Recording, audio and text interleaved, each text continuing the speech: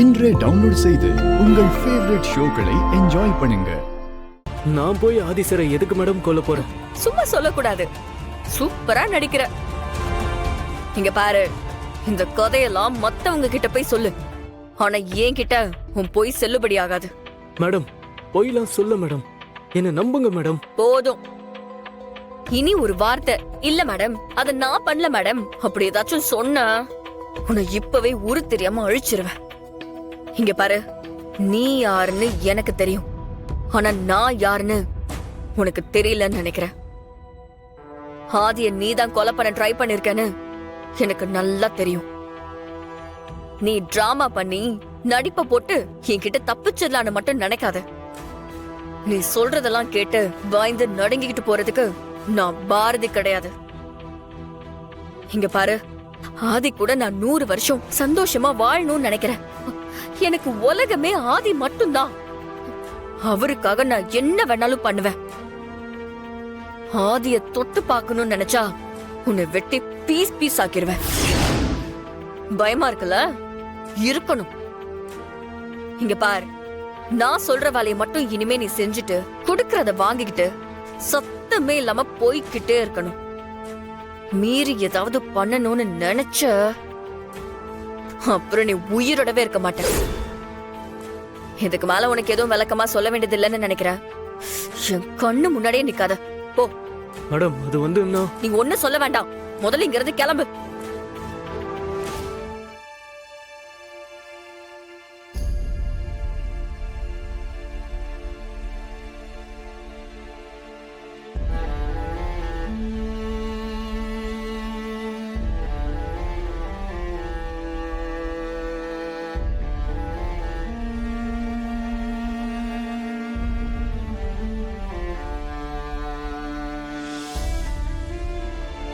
பாரதி, உங்களுக்கு காலில் காயப்பட்டிருக்குல்ல? ஸோ மித்ரா ஃபைலை படிச்சு முடிக்கிற வரைக்கும் நீங்க அங்க உட்காருங்க. ஆதி, பாரதி உட்கார மாட்டாங்க. ஏன் அப்படி சொல்ற மித்ரா? நீங்க எப்போ பாரதி கிட்ட உங்களை ஆதின்னு கூப்பிட வேண்டாம் சார்னு கூப்பிட சொன்னீங்களோ அப்பவே பாரதி ஒரு ஸ்டாஃபா பாஸுக்கு மரியாதை கொடுக்கணும்னு நினைக்கிறாங்க. பாரதிக்கு பாஸ் முன்னாடி உட்கார கூடாதுங்கிற மரியாதை அவங்களுக்கு தெரியாதா என்ன? அதனாலதான் பாரதி உட்கார மாட்டாங்க.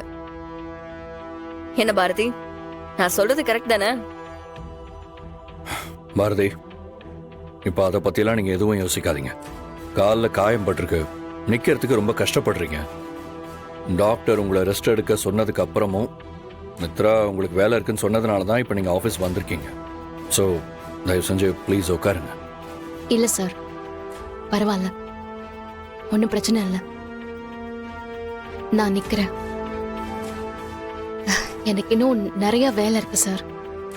மேடம் ஃபைலை பார்த்து கொடுத்துட்டாங்கன்னா நான் போய் மற்ற வேலையெல்லாம் பார்ப்பேன்.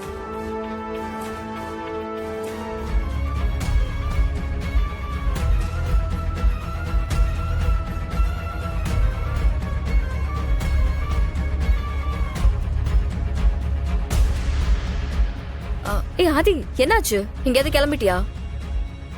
இல்ல, இந்த சேர் உட்காரத்துக்கு கம்ஃபர்டபுளாவே இல்லை மித்ரா. ஏன், என்னாச்சு? முதல்ல நான் யூஸ் பண்ணிட்டு இருந்த சேர் கம்ஃபர்டபுளா இல்லைன்னு தான் புதுசா ஒரு சேரை வாங்க சொன்னேன். பட் இதுவும் ஒரு மாதிரி ரொம்ப டிஸ்கம்ஃபர்ட்டா இருக்கு. ஏன் பாரதி, இந்த சேரை நீங்களா ஆர்டர் பண்ணீங்க? ஆமா சார். சேர் ஓகேவா இல்லையான்னு செக் பண்ணி வாங்க மாட்டீங்களா? விச் மீன்ஸ் நீங்க உட்காந்து பாத்தீங்களா?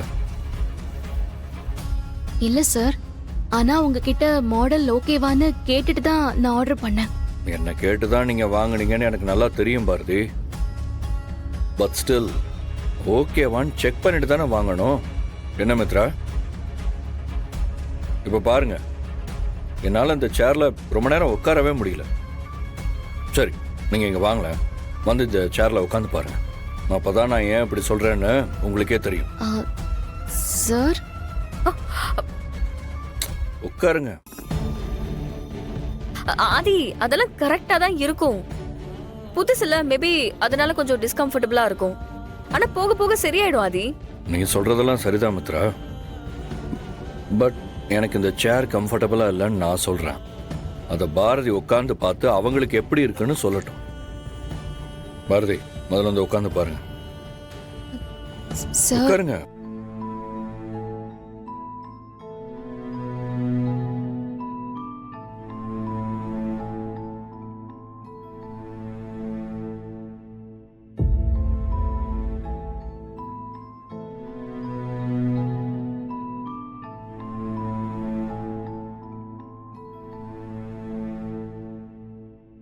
நல்லா சாஞ்ச உட்காந்து பாருங்க பாரதி.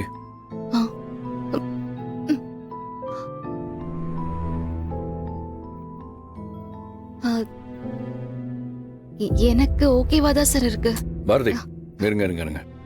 அது எப்படி சேர்ல உட்காந்து பார்த்த அடுத்த நிமிஷமே எந்த பிரச்சனையும் இல்லைன்னு டிசைட் பண்ணிருப்பீங்களா?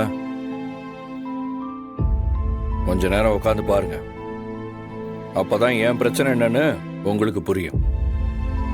நான் சொல்ற வரைக்கும் நீங்க அந்த சேரை விட்டு எந்திரிக்கவே கூடாது. உங்க பாஸ் சொல்ற வேலையை பண்றதுக்கு தானே நீங்க இருக்கீங்க. இப்ப இதுதான் நான் உங்களுக்கு கொடுத்திருக்கிற வேலை.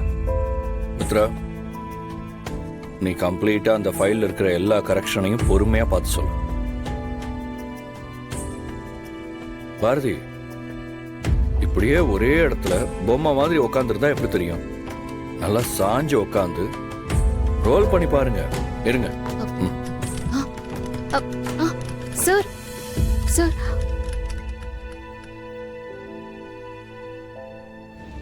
நான் இப்ப சொல்ல போற விஷயத்த கேட்டா நீயே ஷாக் ஆயிருவ. எனக்கு என்னமோ ஆதி மேல லைட்டா டவுட்டா இருக்குண்ணா. என்ன சொல்ற மித்ரா? ஏய், ஆதி மேல டவுட்டா? இத பாரு மித்ரா, எனக்கு என்னமோ நீ தேவையில்லாம யோசிக்கிறியோன்னு தோணுது. அதனாலதான் நீ அப்படியெல்லாம் பேசிக்கிட்டு இருக்க. அப்படியெல்லாம் எதுவுமே இருக்காது. நீ பாட்டுக்கு ரிலாக்ஸ்டா கூலா இரு. நீ டென்ஷன் ஆனா தேவையில்லாம ஆதிக்கு உன் மேல டவுட் வர சான்சஸ் இருக்கு. இல்லனா ஆதி என்ன சமாதானப்படுத்துறதுக்கு தான் பாரதி மேல எந்த வித கன்சர்னும் இல்லாத மாதிரி என்ன பேசி கூல் பண்ணிட்டு இப்போ பாரதி அப்படியே ரொம்ப கேர் பண்ற மாதிரி தோணுதுண்ணா. மித்ரா, ஏய், உனக்கு இருக்கிற இன்செக்யூரிட்டியில நீ நிறைய கன்ஃபியூஸ்டா இருக்கன்னு நினைக்கிறேன். அதனாலதான் ஆதி சாதாரணமா நடந்துக்கிட்டா கூட உனக்கு அது டவுட்ஃபுல்லாவே தெரிய ஆரம்பிச்சிருக்கு. ஏய், தேவையில்லாம நீயே கற்பனை பண்ணி பேசாத மித்ரா. ஐயோ அண்ணா, இங்க நடக்கிறதெல்லாம் பாத்திருந்தா நீ இந்த மாதிரி பேச மாட்ட. சரி சொல்லு, என்ன நடந்தது?